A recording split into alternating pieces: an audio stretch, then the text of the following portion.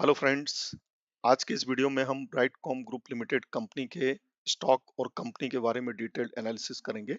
Analysis का framework होगा asset quality check, और इस कंपनी का जो मैं एनालिसिस करूंगा वो जेन्युइन होगा और क्लियर होगा, अनबाइज्ड होगा। इस असेट फ्रेमवर्क को समझकर रिटेल इन्वेस्टर्स या स्मॉल इन्वेस्टर्स अपना खुद का डिसीजन ले सकते हैं कि उन्हें क्या करना चाहिए इस स्टॉक के बारे में। आप में से जो भी इसमें इस समय इन्वेस्टेड हैं, आई एम श्योर आपका जो की कंसर्न है, पहला इस स्टॉक का प्राइस कंटिन्यूअसली फॉल क्यों हो रहा है, दूसरा मेरा जो मनी इन्वेस्टेड है वो डे टू डे बेसिस पर लॉस में जा रहा है।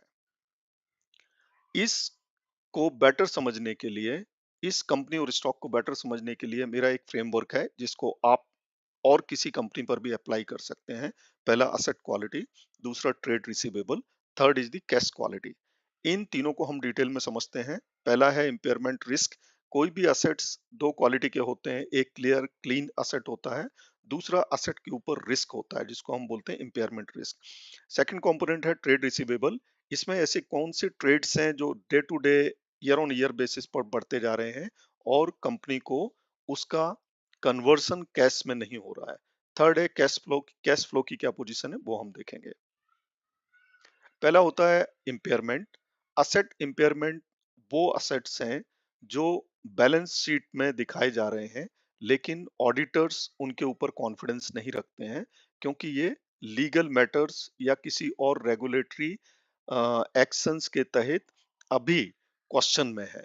तो इस समय दो असेट्स ऐसे हैं। पहला है वुची मीडिया लिमिटेड प्राइवेट लिमिटेड का इन्वेस्टमेंट, जो इस कंपनी ने कुछ सालों पहले किया था। इसकी वैल्यू 168.9 करोड़ है। और दूसरा एक फॉरेन सब्सिडियरी है, vibrant media acquisitions inclusive, YMA। इसका इन्वेस्टमेंट वैल्यू 126.5 करोड़ रुपीस है। इन दोनों को मिलाकर 295.5 करोड़ का टोटल असेट इस समय इंपेयरमेंट रिस्क में है।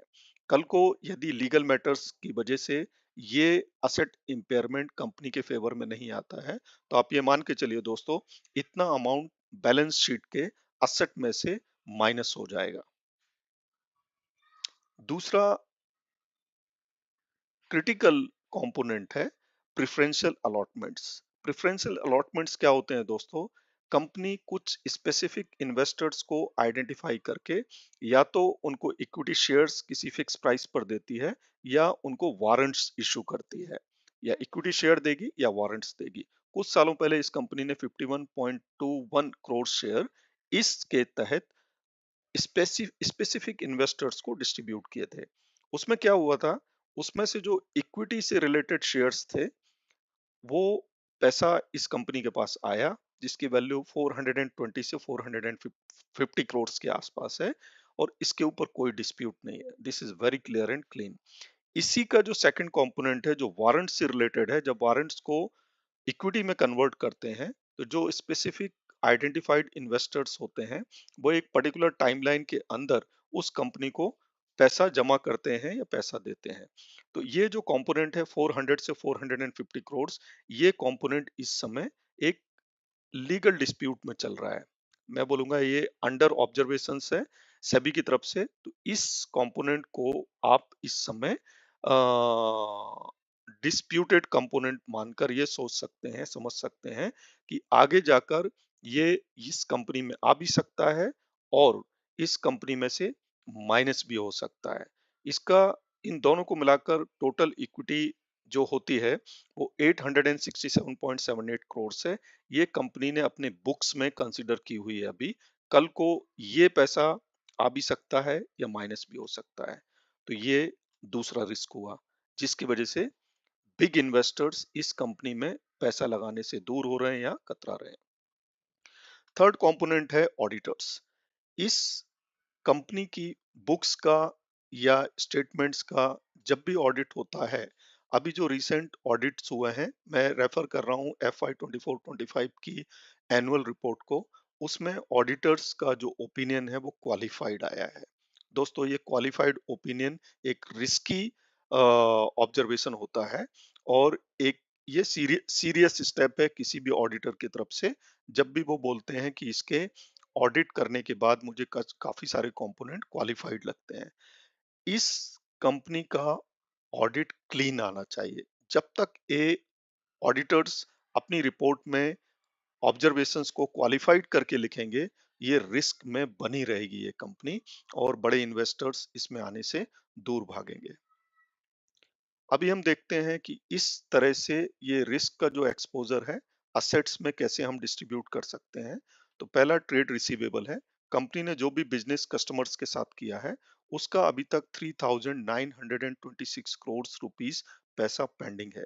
अभी तक ये पैसा कंपनी के पास आया नहीं है, लेकिन ये मैं बोलूंगा ये बहुत बड़ा रिस्क नहीं है। यदि मैनेजमेंट अपना एक्शन लेना शुरू करता है और सीरियस हो जाता है तो ये पैसा आ सकता है।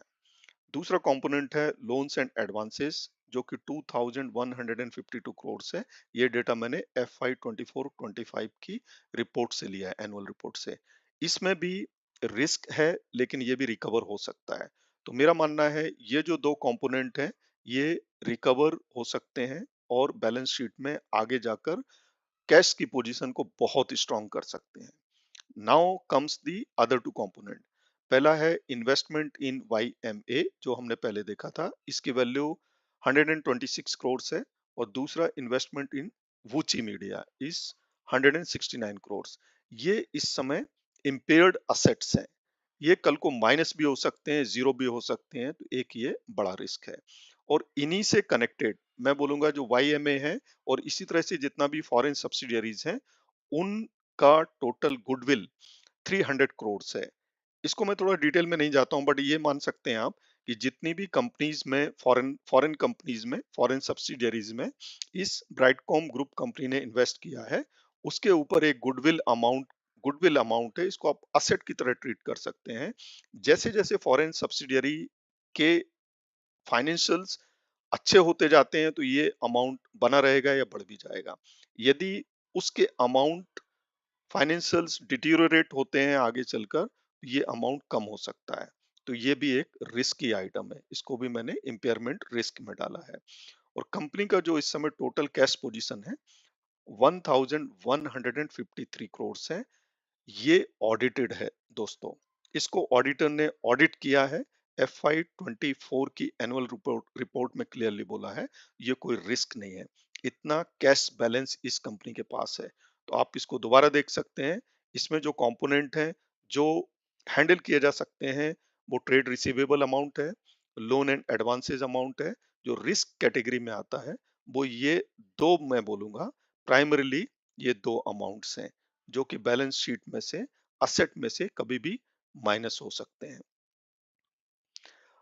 आगे मैं बोलूंगा ये जो स्टॉक है ब्राइटकॉम ग्रुप लिमिटेड का, इस स्टॉक का पोजीशन ये ये ऊपर जाएगा या नीचे आएगा ये हाईली डिपेंड करता है करंट मैनेजमेंट के सीरियस पॉजिटिव एक्शंस के ऊपर।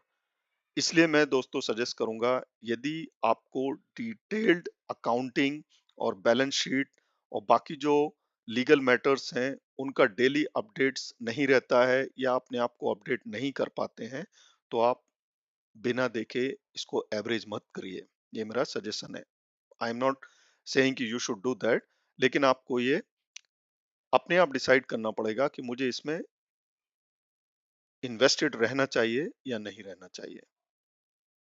कुछ मैंने पॉइंट्स यहाँ पर समराइज किए हैं जो रिटेल इन्वेस्टर्स को आगे जाकर हेल्प कर सकते हैं। आपको क्या करना है, टाइम टू टाइम बेसिस पर जब भी अपडेट्स आते हैं, क्वार्टरली रिजल्ट्स आते हैं, तो उसमें आपको रिपोर्ट्स में डिटेल में जाना है। जो भी ऑडिटर्स पब्लिश करते हैं या उस क्वार्टरली, हाफ ईयरली या एनुअल रिपोर्ट जब भी पब्लिश होती है, असेट इम्पेयरमेंट की क्या पोजीशन है। यदि ये असेट इम्पेयरमेंट का क्लीन चिट सेबी की तरफ से आता है तो दोस्तों बिलीव मी ये एक स्टॉक के लिए बहुत बड़ा ट्रिगर होगा। और हम इस तरह से जो रिटेल इन्वेस्टर्स होते हैं वो उसको मिस कर जाते हैं। आपको ये मॉनिटर करना है, एवरेज करने के बजाय आप इसको ध्यान दीजिए। ये इस स्टॉक के लिए टर्न अराउंड हो सकता है। दूसरा जो ट्रेड रिसीवेबल है ये कन्वर्ट हो रहे हैं नहीं हो रहे हैं कैश में, इसको भी आपको देखना है। ये ट्रिगर पॉइंट रहेगा इस स्टॉक की प्राइस को अप अपवर्ड ट्रेजेक्टरी में ले जाने के लिए।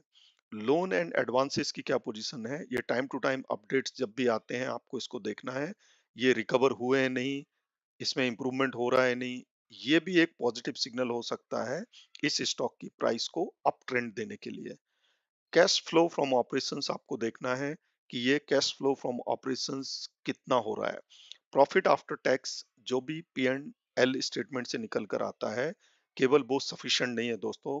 Profit and loss directly balance sheet के में नहीं जाता है, मैं डिटेल में नहीं जाता हूँ। Profit and loss directly balance sheet में जाके सेम वैल्यू नहीं रखता है, उसके ऊपर भी काफी सारे वर्किंग कैपिटल के कंपोनेंट होते हैं जिसकी वजह से कैश कम हो जाता है। तो आपको कैश फ्लो फ्रॉम ऑपरेशंस, जो कैश फ्लो स्टेटमेंट्स होते हैं उसमें जाकर देखना है कि time to time cash flow from operations improve हो रहा है नहीं, इंक्रीज हो रहा है नहीं हो रहा है। इसके बाद आता है प्रेफरेंशियल वारंट्स जो मैंने पहले बताए, उस कंपोनेंट का कब कैसे क्लीन चिट मिल रहा है सेबी की तरफ से, इसको आप मॉनिटर करिए। ये भी इस स्टॉक की प्राइस को अपवर्ड ट्रेजेक्टरी में ले जा सकता है। एंड फाइनली जैसे मैंने बोला, ऑडिटर्स के जो ओपिनियन है उसको आप ध्यान से पढ़िए, उसमें कहीं भी क्वालिफाइड नहीं होना चाहिए, it should be very clean opinion. तो मेरे हिसाब से दोस्तों, यदि आप इन कंपोनेंट की तरफ time to time regularly monitor और ट्रैकिंग करते रहेंगे, तो आप इस स्टॉक का अपवर्ड ट्रेंड पकड़ सकते हैं। यदि आपको मेरा ये वीडियो और कंटेंट्स अच्छे लगे हों, तो प्लीज आप मेरे इस चैनल को लाइक, सब्सक्राइब और शेयर जरूर कीजिए, जिससे रिटेल इन्वेस्टर्स में अवेयरनेस बढ़ेगा। Thank you friends.